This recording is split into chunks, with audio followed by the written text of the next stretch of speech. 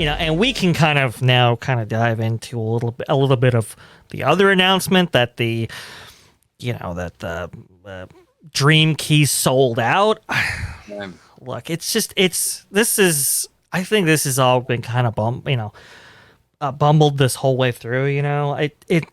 Again, they created this system that placed in enhanced emphasis on reservations itself.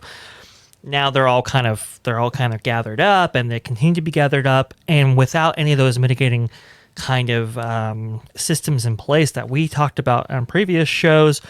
I think this will continually happen. And now you have this reservation system to control how many people can access these parks, and should theoretically you should be able to sell as many passes as you'd like with those artificial caps being being in place. But now you're seeing kind of other people kind of on the outside looking into these things, and now we're going to shut down. We're going to shut down the sales of these tickets. I don't know. It's just. I think wasn't handled well. Yeah, I think with the putting the pause on the Dream Key, I think that's really largely because of the kind of the outrage. Because it was the Dream Key members that were really upset, because you're paying $1,400 a month, $1,400 a year, and those people are being the most impacted in regards to the reservations or the lack thereof, right? So I think Disney is really, instead of allowing more people to get funneled into that Dream Key program, they figured it's best to sort of cut bait for now, pause it. Don't allow any more in, because you don't want to exacerbate the problem.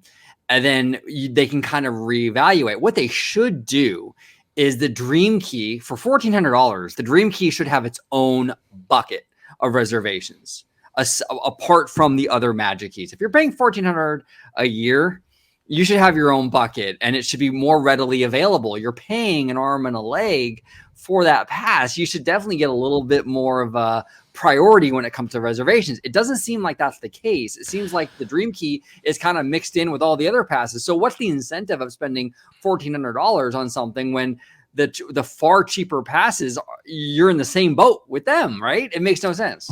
That is one way of looking at it. It's weird because in the reservation system, like when you look at available reservations, it's separated by key, isn't it?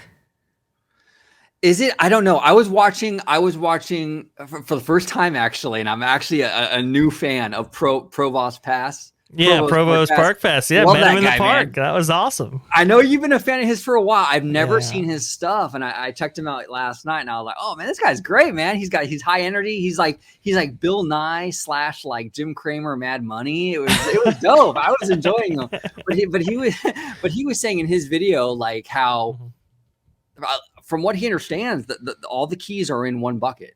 So I don't know. Yeah. It's weird because the representation is that it would be separate buckets, but then they treat it all as one effectively. And there's also some behind the scenes finagling. I've heard that people with larger parties, all connecting to one account, are able to secure reservations easier than somebody like, that's maybe by themselves or with just maybe somebody else. So there's some kind of hankery going on. I mean, they're pulling levers all over the place.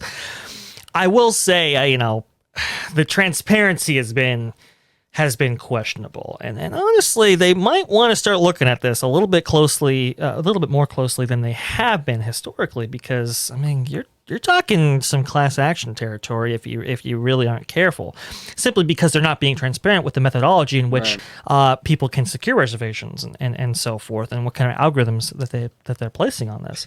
And it's interesting too, because from what I understand, the single day tickets have their own bucket compared to that of the Magic Keys.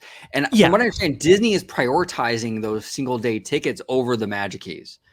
So this is kind of a new.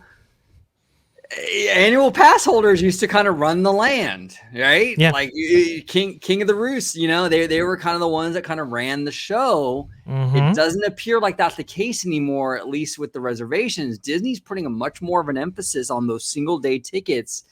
and kind of putting the annual pass holders or the magic keys kind of on the back burner. That's interesting, you know? Well, I believe it was Brady McDonald from the OC Register himself, and one of his articles that actually mentioned that specifically, that they were, kind of rebalancing this equation, which we kind of knew was happening, but now we're starting to really see the effects of it. And obviously, annual pass holders are going to feel a little bit differently than people. Look, I can tell you right now, from a ticket holder going, we were annual pass holders for a long, long time until it became just economically unfeasible.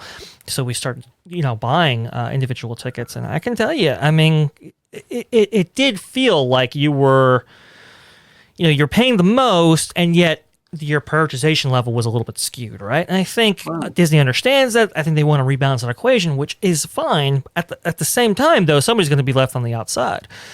With the way they've handled this and so forth, it just wasn't the best way to go about it. I understand having the reservation system and wanting to have that system in place to control the annual pass holder population, obviously, right?